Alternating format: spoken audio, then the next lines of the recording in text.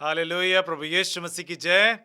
आशा है मेरी कि आप सारे संदेशों से आशीषित हो रहे होंगे। आज का संदेश है हमारा, क्या है वरदानों का रहस्य।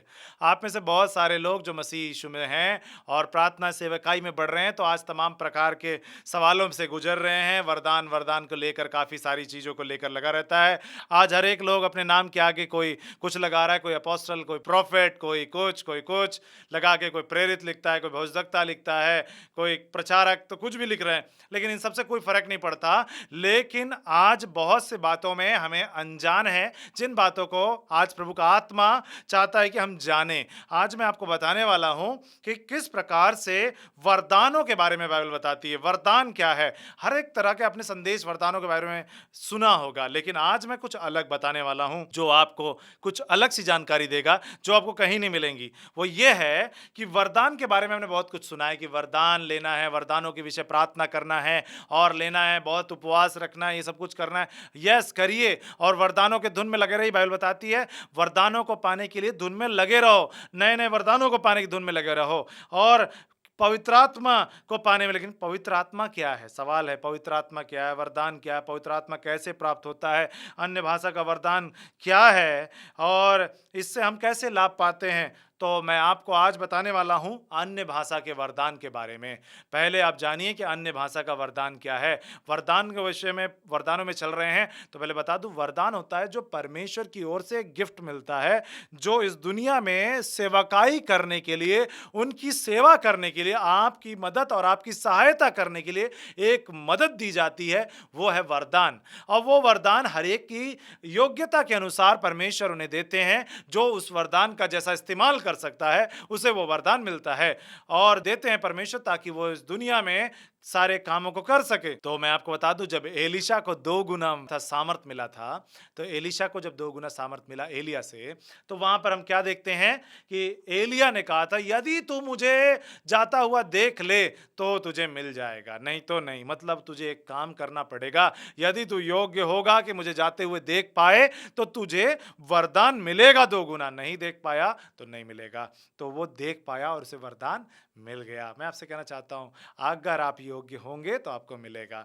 तो वरदान, तो ये वरदान मिलता कैसे है? पवित्र आत्मा के द्वारा मिलता है। और ये पवित्र आत्मा कैसे मिलता है, इस विषय में मैं बड़ी लंबी टीचिंग है, लेकिन मैं शॉर्ट में आपको कुछ चीजें बताने वाला हूं। वो ये है कैसे पवित्र आत्मा की एंट्री हुई इस वर्ल्ड में। क्योंकि हमारे बहुत से मसीह भाई बहन हैं जो ये मानते हैं, और बहुत से लोगों का ये मानना है कि पवित्र आत्मा उतरता ही नहीं, पहले उतरा था अब नहीं उतरता। ऐसा भी मैंने बहुत से लोगों से सुना है। तो मेरे भाई, मैं आपको क्लियर करना चाहता हूं, पवित्र आत्मा उतरा और उतर के चला नहीं गया। बाइबल में ऐसा कोई वर्णन नहीं है। पवित्र आत्मा तब तक हमारे बीच में है जब तक मसीह का आगमन नहीं हो जाता। इसलिए पवित्र आत्मा हमारे बीच में है। हाँ, हमारे घर में और हमारे मन में उतरना अलग चीज है। हालेलुया। मैं आपसे बताने वाला हूं कि जब पवित्र आत्मा पहली बार उतरा, वो था पेंतीकोस्त का दिन। वो था पेंतीकोस्त का दिन जब पहली बार पवित्र आत्मा पृथ्वी पर उतरे। और वो कैसे उतरे थे? सनसनाहट के साथ। आंधी की सनसनाहट का एक शब्द हुआ था और सारा घर जो जहां वो बैठे थे गूंज गया था कि पवित्र आत्मा है। फर्स्ट टाइम जो महसूस किया गया था, पवित्र आत्मा को सुना गया था, देखा गया था, तो आंधी के समान सनसनाहट के साथ देखा गया था। और वो सनसनाहट के साथ उन्होंने इस पृथ्वी पे आना हुआ था और वो प्रेरितों के पास सबसे पहले पवित्र आत्मा आए। और जब सबसे पहले आए, क्योंकि जैसे ही पतरस के प्रचार को आप सुनेंगे प्रेरितों का उसके 2 अध्याय में, तो वहां लिखा है कि वो जैसे ही बाप के दाहिने ओर बैठ गए, तो उन्होंने उस पवित्र आत्मा को लेकर उंडेल दिया अपने लोगों के लिए, और वो हमारे बीच में आ गया। हालेलुया। और वो पवित्र आत्मा हमारे लिए उंडेला गया। इसलिए मेरे प्रियो, आपको मैं बता दूं, हे पवित्र आत्मा को आपको ये कहने की जरूरत नहीं उतार आइए, वो उतरे हुए हैं। मेरे अंदर आइए बोलना होगा आपको। मेरे अंदर आइए, मेरे हृदय में आइए, मुझे आपका साथ चाहिए, ऐसी प्रार्थनाएं करनी होगी। और पवित्र आत्मा हमेशा यहाँ अवेलेबल है। जैसे यीशु थे, यीशु जब थे तो वो जिन जगहों में थे उन जगहों पे वो मिलते थे, लेकिन जब पवित्र आत्मा उन्होंने दिया तो वो हर जगह अवेलेबल अवेलेबल है। हालेलुया, वो हर जगह अवेलेबल है। यीशु मसीह ने अपने रूप में पवित्र आत्मा को भेजा और वो पवित्र आत्मा हमारे संग संग हर समय हर एक के पास है। वो चाहे अमेरिका का पास्टर हो, चाहे वो अफ्रीका का हो, चाहे वो इंडिया के तमिलनाडु का हो, चाहे वो जम्मू कश्मीर का हो, वो चाइना का हो, कोरिया का हो, चाहे रशिया का हो, चाहे इंग्लैंड का हो, कहीं का भी वो व्यक्ति हो, चाहे वो यीशु मसीह में अभी छोटा विश्वासी हो, बड़ा विश्वासी हो, अगर वो पवित्र आत्मा को अपने साथ मांगते, पवित्र आत्मा एक ही समय पर सब जगह हो सकते हैं। हालेलुया। और पवित्र आत्मा जिसको जैसा योग्य समझते हैं, जैसे एलीशा को देख पाया तो 2 गुना मिला, वैसे ही आपको और मुझको वरदान मिलते हैं। हालेलुया। लेकिन मैं अभी बहुत सी बातों से मुझे ऐसा लगा, लोग कहते हैं अन्य भाषाओं को लोगों ने समझ ना पाने की वजह से और ना समझ पाने की वजह से कुछ लोग कॉपी में बोलते हैं और कुछ लोग ऐसा है कि सही में बोल भी रहे हैं तो उसको लोग समझ नहीं पा रहे हैं। और कुछ लोग ये भी प्रचार कर रहे हैं कि अन्य भाषा है ही नहीं, अन्य भाषा इस प्रकार से नहीं है जो लोग बोलते हैं, और वो उसका विरोध करते हैं। तमाम प्रकार के मेरे भाइयों, किसी के विरोध में नहीं बोलते, हम सब भाई हैं, एक प्रभु यीशु मसीह के बेटे और बेटी हैं। हम सबको एक दूसरे से प्रेम रखना है। किसी के विपक्ष में बोलकर कोई हम बड़ा काम नहीं कर ले रहे और स्वर्ग के राज्य में कोई बड़ा पोजीशन नहीं मिल जा रहा। अगर वो प्रभु का काम कर रहे हैं, चाहे कैसे भी कर रहे हैं, प्रभु के नाम की महिमा होनी चाहिए। लेकिन मैं आपसे कहना चाहता हूं, यदि आप अन्य भाषा के विषय में कंफ्यूज है तो मैं आज आपको पवित्र आत्मा के दानों में से एक दान जिसका नाम है अन्य भाषा, उसके विषय में चर्चा करूंगा। अन्य भाषा का वरदान क्या है? अन्य भाषा का वरदान सबसे पहले प्राप्त हुआ पेंतीकुस्त के समय। वहां पर जब सनसनाहट के साथ हुआ तो आग किसी जीवी फटती हुई दिखाई दी और उनमें से हर एक पर आ ठहरी। मतलब जीभें फटती हुई नजर आई। मतलब एक जीभ है, वो बीच से फटती चली गई और वो इतनी फटी, हर एक के ऊपर फट फट के उसके टुकड़े आते चले गए और सब के ऊपर नजर आई। और वहां जितने लोग थे सब, और फिर आकाश के नीचे हर एक जाति में से भक्त यहूदी यरूशलेम में रह रहे थे। और जब ये शब्द हुआ तो भीड़ लग गई और लोग घबरा गए, क्योंकि हर एक को यह सुनाई देता था कि वो मेरी ही भाषा में बोल रहे हैं। और आपसे मैं कहना चाहता हूं प्रियो, यहाँ पर इसी बात को लोग कहते हैं कि वो किसी भाषा को बोल रहे थे, और जब वो भाषा को बोल रहे थे तो उस भाषा को वो लोग समझ कर बोले कि ये भाषा हमारी है। तो कुछ लोगों का ये मानना है और वो विरोध करते हैं। कोई बोलता है किसी रीति से वो अन्य भाषा बोलता है, कोई कुछ बोलता है, तो उनका विरोध करके लोग बोलते हैं कि ये अन्य भाषा नहीं है, ये कुछ और है, ये कुछ और है। मैं आपसे कहना चाहता हूँ प्रियो, कुछ और है बोलने से पहले, कुछ और कहने से पहले ये जान लीजिए, इस पद को समझ लीजिए, आपको समझ आ जाएगा कि अन्य भाषा का वरदान, अन्य भाषा वो भाषा है जो लोगों को समझ में भी आई और बहुतों के समझ में नहीं भी आएगी। आपको मैं बता दूं, ये भाषा वो नहीं होगी जो किसी देश में बोली जाती है, वही भाषा नहीं है, क्योंकि हर एक देश में आज प्रभु का वचन पहुंच चुका है और हर एक देश में, हर एक जगह पर, हर जगह की नेगेटिव पावर हर जगह से लगी हुई है और वो भाषाओं को समझ रही है। इसलिए प्रभु ने भी भाषाओं को जैसे उस समय दिया, नई भाषाएं दी और लोग एक दूसरे को भाषा को नहीं समझ पाए, आज भी पवित्र आत्मा नई नई भाषाएं लोगों को दे रहे हैं, जो भाषाएं आपके समझ में नहीं आएंगी, जो भाषाएं आपके समझ में नहीं आएंगी। और उन भाषाओं को आप कहेंगे नहीं ये अन्य भाषा तो ऐसी रिपीटेशन है, ये रिपीट करके बोल रहे हैं, कॉपी करके बोल रहे हैं, अपने मन से बोल रहे हैं। तो प्रियो, मैं आपसे कहना चाहता हूं, अन्य भाषा जो है वो परमेश्वर की ओर से आई है और उसे परमेश्वर ने दिया है। सारे जगत में जितनी भाषाएं हैं वो सब परमेश्वर ने दी हैं। इसलिए आप जज मत करिए, आप न्याय मत कीजिए और ये ना कहिए कि इस भाषा को ये अलग है, क्योंकि यदि वो खुदा की बंदगी कर रही है, यदि वो परमेश्वर की आराधना कर रही है, यदि वो परमेश्वर की आराधना उपासना कर रही है और बड़े बड़े काम हो रहे हैं, सब चीजों को हो रहे हैं, तो उस बातों को जानिए कि वो परमेश्वर की ओर से है, वो परमेश्वर की ओर से है। क्योंकि यदि वो काम अगर आप कह रहे हो कि परमेश्वर की ओर से नहीं, तो बाइबल में भी यीशु मसीह का भी विरोध किया गया और कहा कि ये भी परमेश्वर की ओर से नहीं। तो प्रियो, मैं आपसे बता दूं, अन्य भाषा जो है वो सेम वही भाषा नहीं होगी जो किसी देश में बोली जाती है, वो उससे अलग भी हो सकती है, उससे विपरीत भी हो सकती है और ऐसी भाषा भी हो सकती है जिसको किसी ने सुना ही नहीं। तो उसको ये कहकर तिरस्कार मत कीजिए कि ये भाषा कोई और है। और ये मत कहिए इसका अनुवादक नहीं है, प्रभु उसका अनुवादक भी देंगे और उसका वह सब कुछ बताएंगे। प्रार्थना कीजिए, प्रभु समझाएंगे। अन्य भाषा क्यों दिया गया है? अन्य भाषा दिया गया है क्योंकि बाइबल बताती है, पहला कुरिन्थियों की पुस्तक और उसके 14वां अध्याय में और उसके दूसरे पद में यहाँ पे लिखा है, क्योंकि जो अन्य भाषा में बातें करता वो मनुष्यों से नहीं परंतु परमेश्वर से बातें करता है। प्रियो, यहाँ बाइबल साफ साफ बता रही है कि अन्य भाषा मनुष्यों से नहीं बात करती, मनुष्यों से बात करने के लिए नहीं है। इसलिए यदि आप सोच रहे हैं कि चर्च में जो अन्य भाषा लोग बोल देते हैं वो कुछ भी बोल रहे हैं, नहीं बोल रहे हैं, क्या बोल रहे हैं, ऐसा वैसा बोल रहे हैं, वो आपसे बात करने के लिए नहीं है, वो परमेश्वर से बात करने के लिए है। वो परमेश्वर से बात करने के लिए जिसे स्वयं परमेश्वर समझ सकते हैं, आप नहीं समझ सकते। इसलिए आप कंफ्यूज मत होइए मेरे प्रियो। यदि आप अन्य भाषा के वरदान पाए हैं और यदि आपके मुंह से ऐसी कुछ बातें निकलती जिसे आप समझ नहीं पा रहे हैं, प्रार्थना कीजिए, प्रभु आपको समझाएंगे। और यदि आपसे यदि कोई ऐसा कह रहा है, अभी यूट्यूब पे वैसे बहुत सारे लोग हैं जो इन बातों को उल्टा पुल्टा कहकर आप तक परोस रहे हैं और बता रहे हैं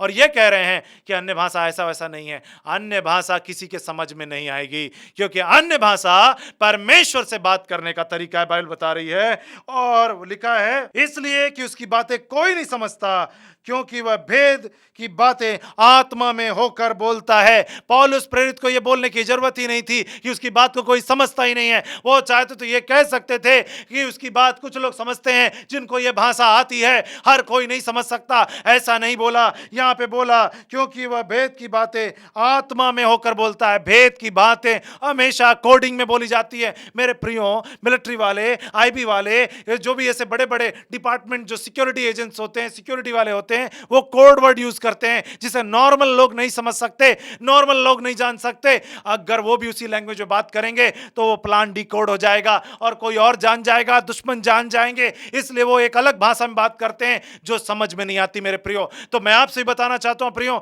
जो अन्य भाषा को लेकर कंफ्यूज्ड हैं और ये कहकर किसी पर आरोप लगा रहे हैं कि तुम गलत बोलते हो, तुम ऐसा कर रहे हो, तुम ऐसा कर रहे हो, तो मैं आपसे बताना चाहता हूं अन्य भाषा भी परमेश्वर से कोड में बात करने का तरीका है जिसे कोई नहीं जान सकता, कोई समझ नहीं सकता कि क्या बातें हो रही हैं, क्योंकि वो परमेश्वर और उस इंसान से बात करने का एक माध्यम है ताकि शैतान ना जान सके। क्योंकि तमाम प्रकार की भाषाओं में आज प्रचार हो रहा है, तमाम प्रकार की भाषाओं में बाइबल है। बाइबल की सबसे ज्यादा छपाई हर भाषा में हो चुकी है। और मैं आपको बता दूं, हर भाषा में, तो इसलिए आप ये मत सोचिए कि बाइबल जो भाषा इंडिया वाला कोई उधर का अमेरिकन भाषा बोलेगा या अफ्रीकन बोलेगा, नाइजीरियन बोलेगा, रशियन बोलेगा तो वो सही अन्य भाषा बोल रहा है। नहीं, अन्य भाषा कभी समझ में नहीं आएगी। इसलिए मेरे लोगों, जो प्रभु में आप चर्च जाते हो, किसी भी पास्टर को या किसी अगुवे को अन्य भाषा देखकर बोलते हुए सुनते हो तो विचलित मत हो, विस्मित मत हो। नहीं नहीं, वो कैसे ऐसे बोल रहे हैं, कुछ भी बता रहे हैं। नहीं, वो जो बात कर रहा है वो परमेश्वर से बात कर रहा है, वो आपसे नहीं कर रहा। हालेलुया। भेद की बातें आत्मा में होकर बोलता है, लिखा है, परंतु परमेश्वर से बातें इसलिए उनकी बातें कोई नहीं समझता, कोई नहीं समझता, कोई नहीं समझता। बाइबल में लिखा है, इस बात को जान लें, आप अन्य भाषा को समझ नहीं पाओगे जब तक परमेश्वर ना चाहें, और जब तक परमेश्वर आपको उस पोस्ट पे ना रखें जहां से आप उस चीज को डिकोड कर सको, तब तक आप अन्य भाषा को नहीं समझ सकते। परमेश्वर चाहेंगे तो आपको अन्य भाषा समझ में आएगी, नहीं तो नहीं। यदि आप आज तक कंफ्यूज थे अन्य भाषाओं को लेकर कि अन्य भाषा को ऐसे ही है, वैसे ही है, या ऐसे ही आ जाता है, तो मैं आपसे बताना चाहता हूं, अन्य भाषा परमेश्वर से बात करने का माध्यम है। अभी नेट के अंदर, यूट्यूब के अंदर अगर आप डालोगे तो दुनिया भर के लोग हैं जो ये कह रहे हैं अन्य भाषा नहीं होती, अन्य भाषा लोग कॉपी करके बोल रहे हैं, झूठ है। मैं आपसे बोलना चाहता हूं, ऐसे लोग जो आप भरम गए हैं और भरमाए हुए हैं, आप रास्तों पे आइए और इस लाइन को ठीक से पढ़िए। वहां लिखा है, अन्य भाषा, इसे मनुष्य नहीं समझ सकता, इसे कोई नहीं समझता। ये एक भेद की बातों को प्रकट करने वाली भाषा है। ये भेद है परमेश्वर के बीच का, सीक्रेट है, सीक्रेट टॉकिंग है परमेश्वर के साथ। तो यदि आपको परमेश्वर ने अन्य भाषा का वरदान दिया है तो आनंदित और मगन होइए, क्योंकि आप परमेश्वर के सीक्रेटिव एजेंट हैं जो सीक्रेट बातों को रख सकते हैं। यदि आपके पास अन्य भाषा का वरदान है प्रियो, तो मैं आपसे एक और चीज कहना चाहूंगा, जब अकेले में प्रार्थना कीजिए तो अन्य भाषाओं में प्रार्थना कीजिए, कलीसिया में बोलकर नहीं, परंतु जब आप प्रार्थना कीजिए, अकेले में करिए, क्योंकि आप सबके बीच में बोलेंगे तो लोग सोचेंगे पता नहीं क्या कौन सा नशा करके बोल रहा है। जैसे लोग नशा करके अभी हमारे इंडिया में क्या है और हिंदी कल्चर में क्या है, जब कोई नशा कर लेता है और इंग्लिश बोलने लगता है तो होता है ये इसने पी रखी है, इंग्लिश में बात कर रहा है। ऐसा काफ़ी ज़्यादा जगहों पे देखा जाता है और जिन भाषाओं में हिंदी भाषी जगह है वहाँ पे ऐसा कहते हैं लोग और मजाक करते हैं। मैं आपसे कहना चाहता हूँ प्रियो, जब कोई दूसरी भाषा में बोलता है उसे भी यही कहा जाता है ये किसी और नशे में बोल रहा है। मैं आपसे कहना चाहता हूँ आप परमेश्वर के साथ बात कीजिए, क्योंकि ये परमेश्वर से बात करने वाली लैंग्वेज है। ये किसी को दिखाने या शो करने के लिए नहीं, परंतु ये परमेश्वर के साथ बात करने के लिए है। अपनी बातों को बताने के लिए पवित्र आत्मा आपके अंदर से होकर उस लैंग्वेज में परमेश्वर से बताते हैं जो उधर के लोग नहीं समझ पाएंगे। आपके मन की बातों को कोई नहीं जान पाएंगे, क्योंकि मन की बातों को जानकर बहुत कुछ बिगाड़ हो सकता है। ये मैंने पिछले संदेश में समझाया हुआ है, ना हो तो आप जरूर डिस्क्रिप्शन में जाकर उस संदेशों को जरूर सुन लीजिएगा, जहां पर मैंने बताया है कि आपके मन की बातों को जानकर कैसे शैतान उनसे जो कर सकता है। इसलिए अन्य भाषा का बहुत बड़ी जरूरत है कि आप कैसे परमेश्वर से अकेले में बात करें, ताकि परमेश्वर की तक ही वो बातें आपके पहुंचे। यदि आपको ये वचन समझ में आए हैं, यदि आपको समझ में आया है ये भेद कि अन्य भाषा का वरदान क्या है और इन्हें कैसे पाना है, इसे मैं आगे आपको बताऊंगा। लेकिन मैं आपसे बताऊं कि अन्य भाषा का वरदान सबसे जल्दी मिलने वाला वरदान है। इसलिए अगर आपको चाहिए तो आप ज़्यादा से ज़्यादा प्रार्थना कीजिए, क्योंकि सबसे पहले वरदान अगर आया था तो यही वरदान आया था और यह वरदान अवेलेबल है एकदम इजीली और आपको मिल जाएगा, क्योंकि परमेश्वर ने इसलिए दिया था ताकि आप अपनी बात को परमेश्वर तक पहुंचा सकें और भी कोई जान ना सके, कोई बगल वाला ना कह सके आप क्या मांग रहे हो या क्या आपके मन में चल रहा है। इसलिए वरदान दिया गया था। ये वरदान इसलिए है कि हमारी बातें सीक्रेटली परमेश्वर तक जाएं। इसलिए अन्य भाषाओं पर प्रार्थना कीजिए, और नहीं है आपके पास वरदान तो मैं आपके लिए आज प्रार्थना करूंगा और आपको प्रभु का आत्मा छुएगा और आप आत्मिक वरदानों से भरेंगे। आइए मेरे साथ प्रार्थना कीजिए, अपने आंखों को बंद कीजिए। हे जीवित परमेश्वर, यीशु मसीह में मैं प्रार्थना करता हूं हर एक जनों के लिए जिन्होंने संदेश को सुना है।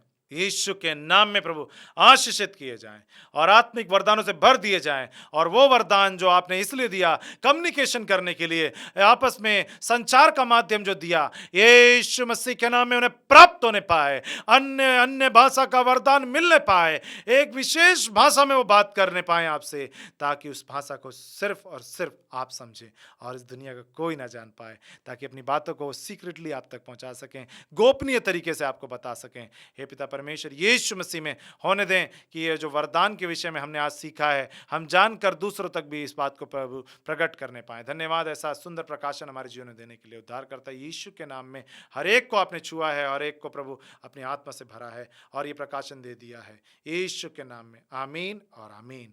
आशा है मेरी कि आपको ये आत्मिक वरदान का पहला भाग अन्य भाषा का वरदान में आपको बहुत अच्छे से समझ में आया होगा।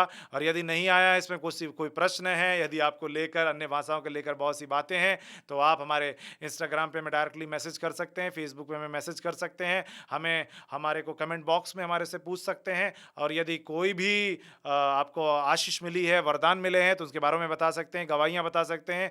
और जो लोग मेरे से पर्सनली व्हाट्सएप में जुड़े हैं उनसे भी मेरा अनुरोध है कि वो भी जो भी कमेंट्स रहे वहाँ पे दिया करें, ताकि उसे दूसरे लोग भी देखकर आशीषित होते रहें। और यदि आपको ये वीडियो अच्छा लगता है तो हमें पता इसीलिए चलता है कि प्रभु आपको कितना बात किए हैं, तो उसे आप ज़्यादा से ज़्यादा लोगों तक पहुँचाइए और उसे ज़्यादा से ज़्यादा लोगों को सब्सक्राइब कराइए, उसे लाइक करिए, ताकि हमें पता चल पाता है कि आपने वीडियो को सचमुच देखा है या नहीं देखा है। तो हम उस रीति से प्रभु से प्रार्थना करते हैं उन हर एक लाइक्स के लिए, उन हर एक लोगों के लिए जो देखते हैं, ताकि प्रभु उनसे बात करे और उन लोगों को जो वचनों को आगे बांट रहे हैं और इस सेवा का हिस्सा बन रहे हैं, प्रभु उनको भी आशीषित करें। धन्यवाद, प्रभु ने आप सभी को आशीषित किया। प्रभु यीशु के नाम की स्तुति हो।